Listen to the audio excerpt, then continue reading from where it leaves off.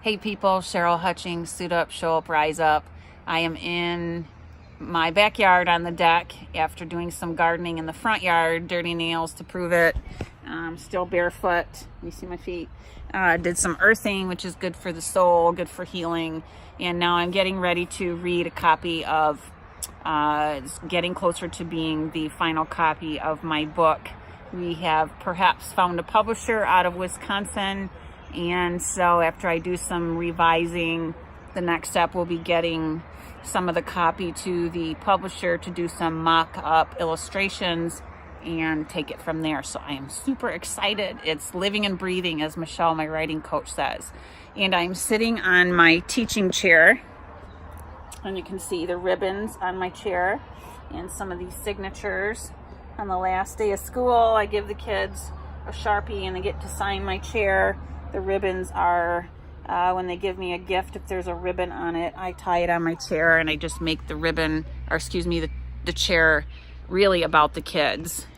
It's become a piece of artwork, which is the same chair I sat on when I was sitting with my art prize piece downtown. So it's seen a lot of really good things.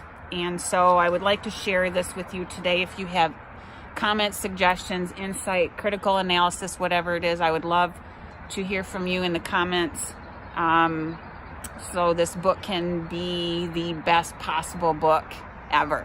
So here we go. Rise Up, Things the Redwood Trees Can Teach Us by Cheryl Hutchings, illustrated by Samantha, and I don't remember her last name right now.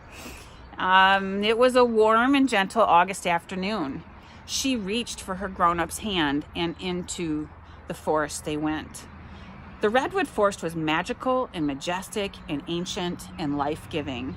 It's so beautiful. With tears of joy in her eyes, her grown-up replied, I know. They love nature and trees so much that they made the trip all the way from Michigan to California to experience one of the world's oldest forests. In the tall, quiet stillness, they looked up in awe and wonder. The forest was green as far as their eyes could see. She tilted her head back, looked up as high as she could. Yet she still could not see the tops of the redwood trees. They rose up into the sky, past where their eyes could see. She was an expert wanderer, so the questions started coming. Just how tall are these trees? Her grown-up answered, almost 380 feet, as tall as a football field is long. Oh my, she replied. Her grown-up smiled. The trees remind us to start where we are, to be patient, and to stand tall so we can rise up and grow into our bigness. She felt the bigness in her shine, in the same way the sunbeams shone through the branches until they reached the forest floor. The frond-like branches danced in the wind. The gentle breeze touched her skin. This forest felt different to her than the ones back home. The next wondering emerged. How old are these trees? Most average 800 to 1,500 years old. The oldest coastal redwood is 2,520 years old. That's a lot of birthdays. Yes, it is, replied her grown-up. How can they live that long? Her grown-up replied, the forest is what's called a temperate climate, which means the weather does not change much throughout the year. That helps the trees to grow all year long. There is also plenty of water that comes from the mist and fog produced by the ocean. The soil is rich in nutrients thanks to the decomposers. The sun shines often, and they have space to grow. Standing there in the stillness, she could feel love grow. She felt love coming from the trees, as if the branches were reaching down to hug her. She reached her arms up as high as she could. Then she realized those are some of the same things human beings need to grow: water, shelter, food, space, and most of all, love. Yes, dear one, you are right. They wandered along the path and stopped to look at a tree that did not look like the others. It had an opening, a space between the bark. She asked her grown-up, why does that tree have a hollow space inside it? Her grown-up replied, it's called a cavity. A cavity? Like a cavity in a tooth? Well, sort of like that, except this cavity is caused by lightning that strikes the tree. Redwood trees do not burn because of the tannins in their bark. Instead, they smolder down the inside of the tree. That smoldering creates the cavities, spaces where animals can live, human beings can find shelter, and visitors can wonder about. Sometimes we can feel hollow, but we still stand. Sometimes what we think is emptiness is actually space to hold more. Continuing on their forest journey, the little girl heard birds singing. Perhaps they were warblers. She began to sing the song playing in her heart. Sing your song, dear one. Sing it loud enough for all living things to hear. The little girl felt as light as a bird. They spent much of their walk gazing up, when suddenly the little girl looked down, noticing the ferns on the forest floor. Lush, green, feathery ferns were scattered everywhere.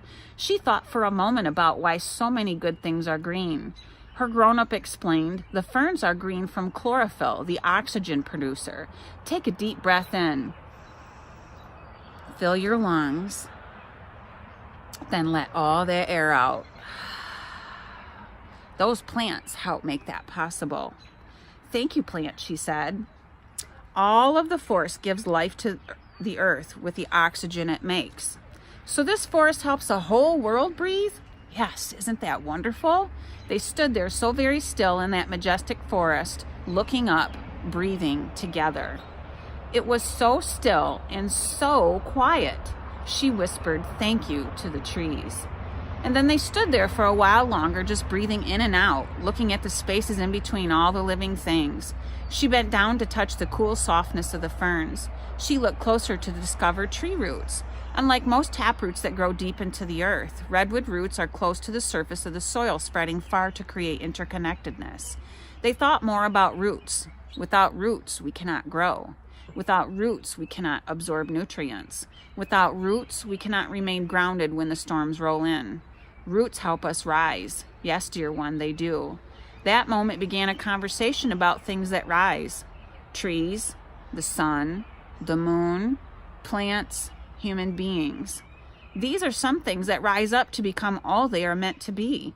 Thinking of storms reminded the grown-up of the hard moments that sometimes show up in life that can make human beings feel like they are going to break, like the branches do. We must remember to take root and stand tall to rise up and weather the storms. The trees want only to exist, and in their existence, they provide so much goodness. Things like oxygen, shade, shelter, and scenery. Thank you for making life so beautiful. Standing there, breathing in the beautiful air the tree was giving her, she breathed life into the hopes and dreams that lived in her heart. She believed she could stand tall, take root, and rise up, just like that beautiful redwood tree. She stretched her arms as wide as she could, took a deep breath in, and wrapped her arms around the tree. Love filled her heart. She felt more love in her heart while she was thinking about the fact that as tall as those trees were, the forest was silent. In the stillness, she could hear her heartbeat.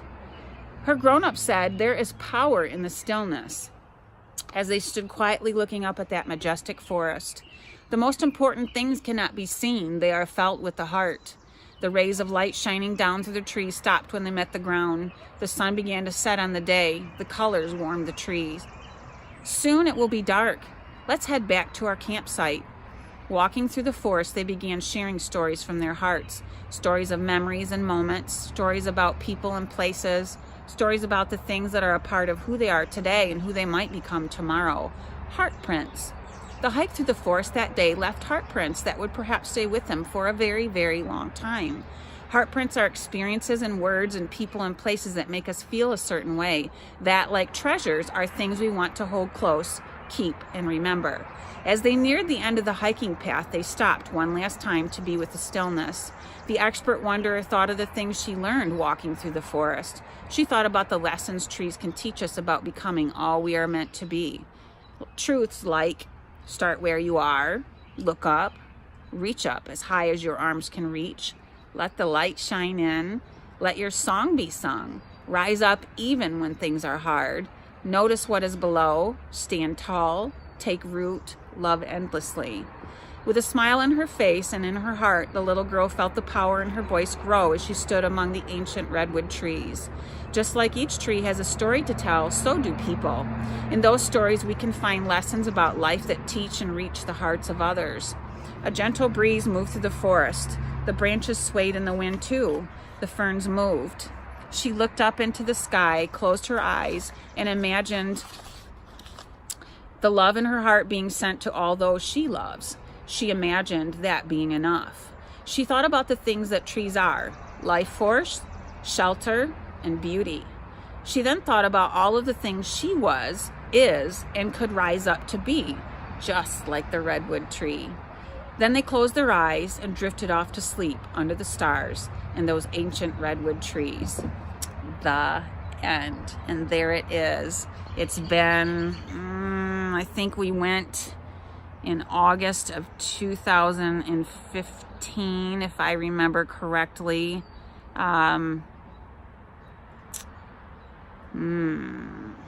Maybe 2016. Yes, I think so. I was there on my birthday, and so it's been a long process. I knew when we went to the Redwoods that I wanted to write. I was very compelled to write a story about it. It moved me so much. And then it was going to be a thank you to all the people who helped fund our trip, which was another story in and of itself. And then it became about the storms that showed up in life, and now it's a tribute to Greg. So it's many things, but mostly the underlying theme is that we can rise up, that there are things in life, like in the forest, elements that make growth difficult sometimes, but growth can still happen. There's a parallel there for life. So that is my book. I still have some work to do. I'm very excited about it. I can see it in my hands now. I'm very excited about this illustrator, former classmate, Cindy. I don't remember your maiden name, Cindy Goler. Was that your maiden name? I can't remember right now. She's connected me to someone who, University of Minnesota, I think, just graduated with an art degree, I believe. And so we are going to be connecting this week.